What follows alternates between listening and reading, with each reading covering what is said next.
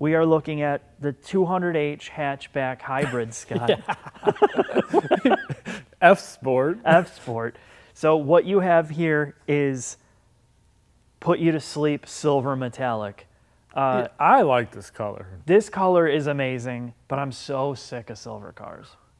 This is different, but it's on every freaking Lexus you see. Yeah, it's like the most common color. It's like this graphite-y gunmetal. It really looks amazing in this light. But I got to tell you, they have a red and this like weird blue, darkish aqua blue, and I think it would look really good on here too. Do they have it in orange? They don't have it in orange. You have the F-Sport front grille and fascia with the F-Sport headlights. This is stuff that we've seen before, and it gives this car a little bit of personality. Chrome splitter. Yes, a chrome splitter. autocrossing. Yeah. When you come to the back of the CT200h, this is What's the H for? hybrid. Oh. Yeah. So Why is it 200? Shouldn't it be a CT180? I don't know. Maybe they figured they're going to have a 2-liter in here, and they didn't. Doesn't really matter. The hatchback is where this car earns its keep. There's a ton of space in here, and you know what's nice about it? You don't have to have a SUV or a cute ute. This does almost everything that those cars do in a smaller package.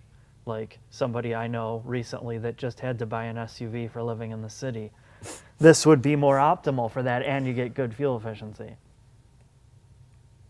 And it drives like a car. Well, as it should drive like a car because it is a car. It is a car, yeah. But that's one of the benefits of this. If you're on the, I don't know, if you're looking at an NX200T or this, I'm sorry, I would take this. Makes more sense. Doesn't have four-wheel drive. Who cares about four-wheel drive? You need four-wheel drive when you're in a city. You're right. And the snow can't even stick to the street because how the pollution has it so warm.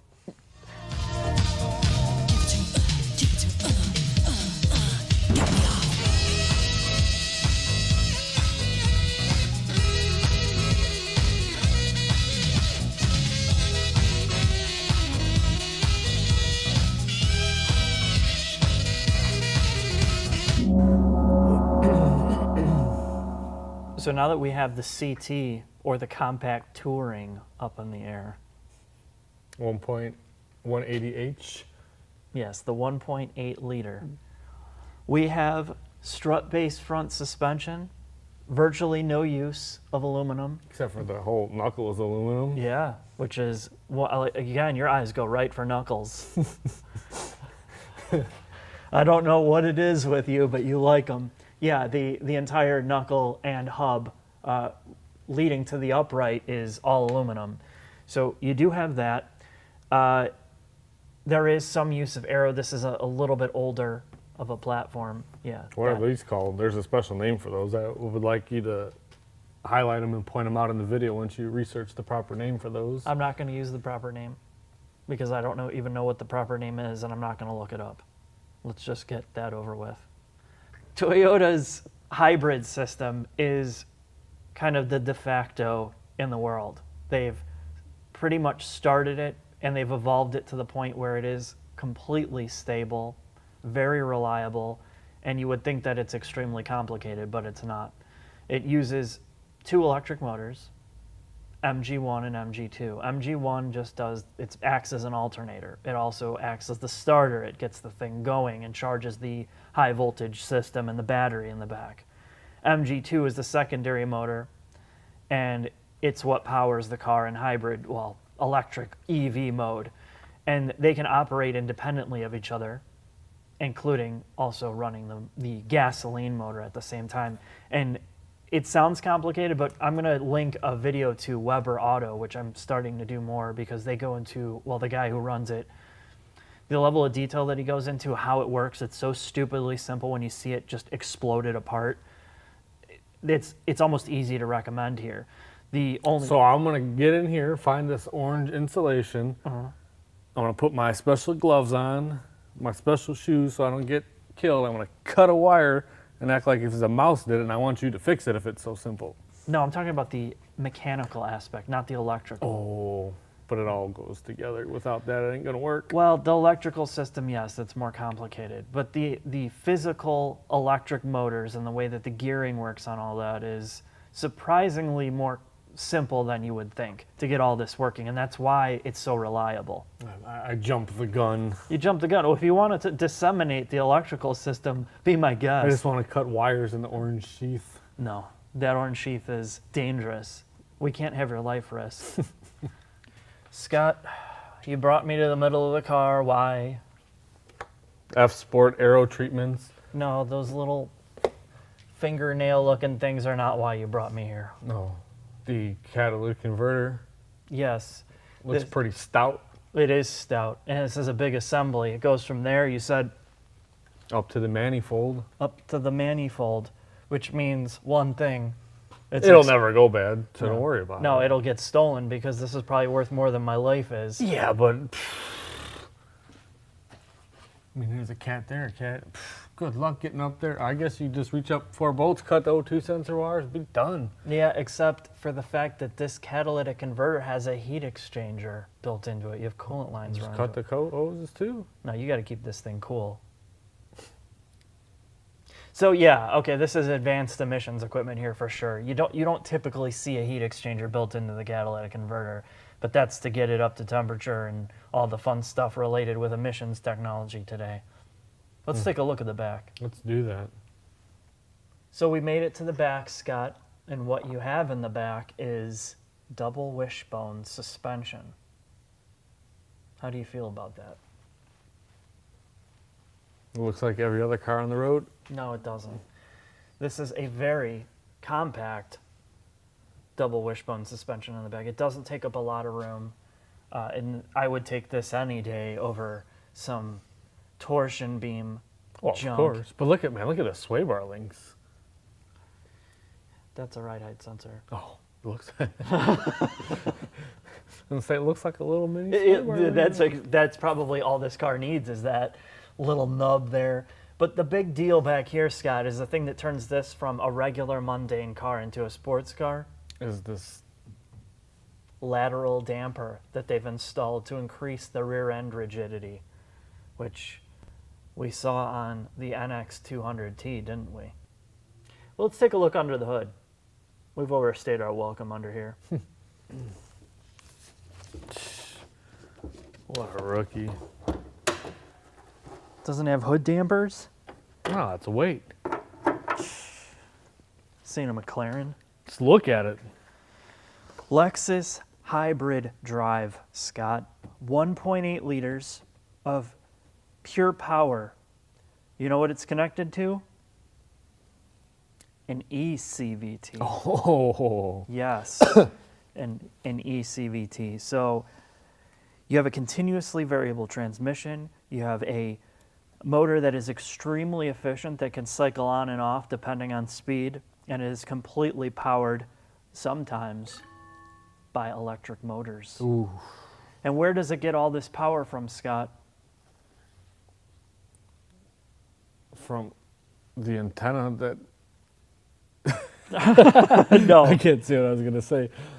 You mean like a street car? Yeah, there No. you go. No, it does not get powered like a street car. It has a battery pack in the rear. Oof. And that battery pack is nickel metal hydride. Do you have to plug that in USB-C too? No, that does not require Lightning or USB-C or micro USB or mini USB or serial or parallel USB 2, 3.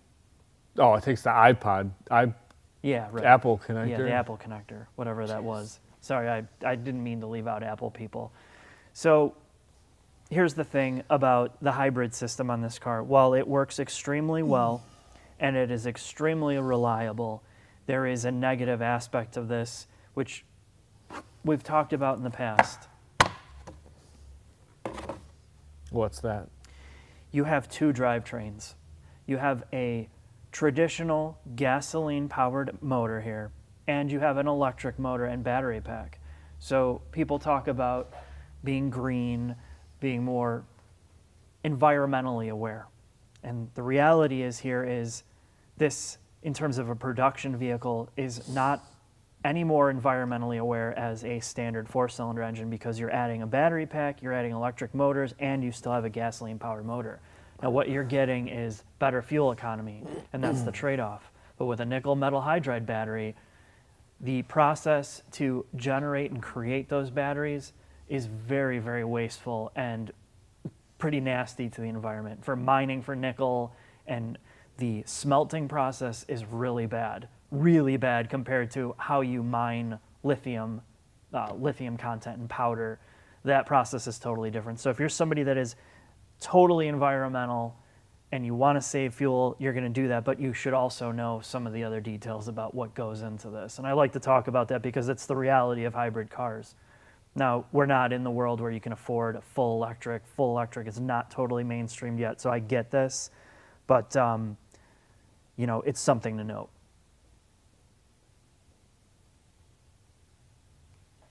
What were you just saying?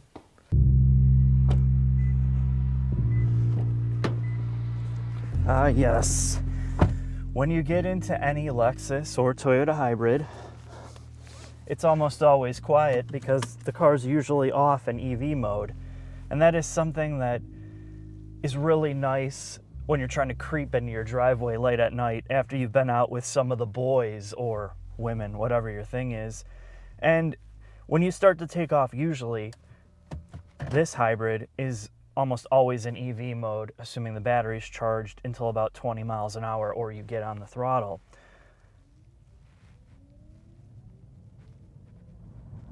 Now, people that are going to spend $41,000 or $42,000 for this car with the F Sport, you're mostly getting the appearance package. You're getting a little bit of the fluff on the exterior. And this is an understated Lexus. It's not totally in your face. And again, it's going to appeal to those who want a hatchback, a luxury hatchback car with a little bit of flair, but mostly just great MPGs.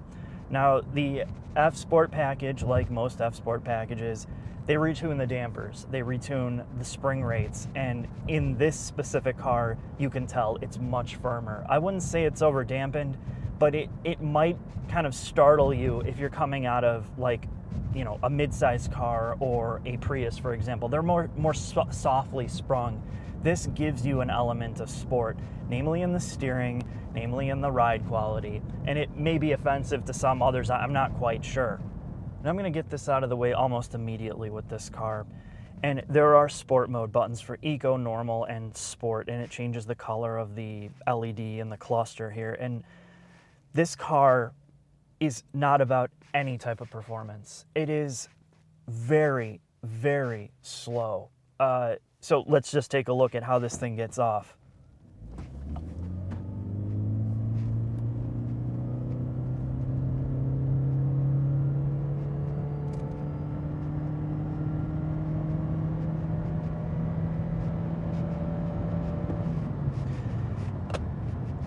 This car, you have to adjust your mindset, you have to adjust your driving. This is purely about fuel economy, of course, with a hybrid. It's not a performance hybrid at all. Now, in terms of driving aggressively in the turns, it gives you a little bit of sport. It gives you a little bit of confidence if you're driving under 50%, which is a kind of a big deal because that's exactly how you're going to be driving this. As soon as you exceed that 50% mark, you are going to be just disappointed in the amount of understeer. And I'm glad this road shut down today because you're never going to really have any type of hardcore driving in this. It's just not what it's about. Because the reality of your daily commute, your daily drive is this. You're stuck behind trucks, destroying your paint. You can't go over the speed limit on these, you know, kind of 2-lane roads. And this is where you really appreciate the comfort of the Lexus, the utility of it without being an SUV or a cute ute. You can drive this like a regular car and you get amazing fuel economy. And that's one of the better parts about driving this vehicle for me, because I've been in so many of these cars that are straight up gas guzzlers. And if you're somebody that is eco-minded, seeing almost 50 miles per gallon on a daily grind is pretty impressive. I barely filled this car up once in a week, and that's pretty amazing for me.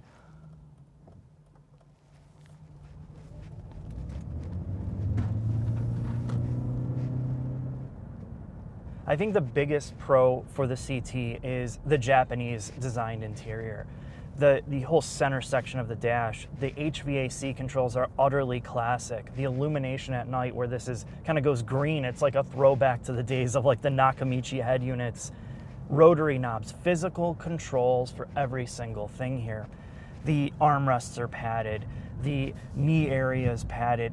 Just the way you get to everything and the overall quality and the textures of this interior make it one of the biggest parts and the most enjoyable parts of this car without being cheesy, without being compact car. Now it's time to talk about two of the biggest negatives about the CT. And the first thing is the brakes.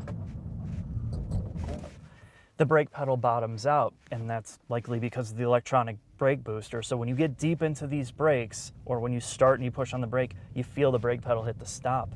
Unlike traditional hydraulic systems where you constantly feel firm pressure pushing back on you, you never bottom out the pedal unless you run your brake reservoir dry and you suck up air. This car does not have a good solid brake pedal feel. Now, of course, that's not an issue because you're probably never going to get this thing above 70 miles an hour on most times, but it's one of the things to note that I don't enjoy. The second thing is the infotainment, and I've ragged on this with Toyota and Lexus for so long now that I almost feel bad bringing it up, but the reality is if this is Japanese designed, they need to just give up. They need to consult with another company, a tech company, or outsource it and just admit to it that they can't do it right. It is so clumsy, it is so slow, the graphical user interface is just really bad. They don't do this good, and all you have to do is get in pretty much every other competitor's car now and see how far they've fallen behind here. And it's sad because their mechanical engineering, their ergonomics, their human-machine interface everywhere around this car, with that exception, is great.